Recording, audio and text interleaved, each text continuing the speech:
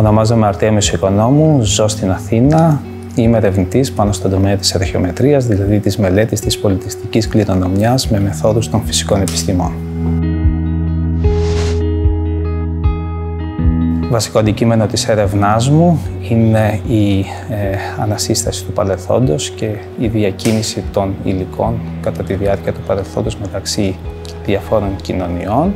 Καταρχάς, είναι συναρπαστικό να μελετάς την πολιτιστική κληρονομιά, να μαθαίνεις για το παρελθόν σου και ακόμα περισσότερο είναι πολύ θετικό το να βρίσκομαι στην Ελλάδα, στην χώρα μου, με αυτή την πλούσια πολιτιστική κληρονομιά.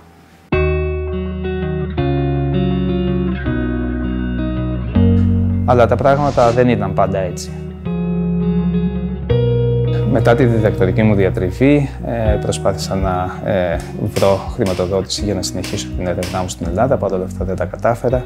Γι' αυτό το λόγο μετακόμισα στην Αγγλία, όπου έμεινα εκεί 3 χρόνια και στη συνέχεια άλλα 4 χρόνια στην Κύπρο, πάντα με το μυαλό να γυρίσω πίσω στην Ελλάδα, ιδιαίτερα μετά τη γέννηση της κόρης μου. Κανείς θα θεωρούσε σαν δεδομένο ότι μπορείς να κάνεις έρευνα πάνω στην αρχαιολογία σε μια χώρα με πλούσια πολιτιστική κληρονομιά. Η λύση βρέθηκε όταν έμαθα για τις ευκαιρίες χρηματοδότησης από το Ελληνικό Ίδρυμα Έρευνας και Τεχνολογίας και μου δόθηκε η ευκαιρία να φτιάξω την ομάδα μου και να υποβάλουμε μια αίτηση στο ΕΛΙΔΕΚ.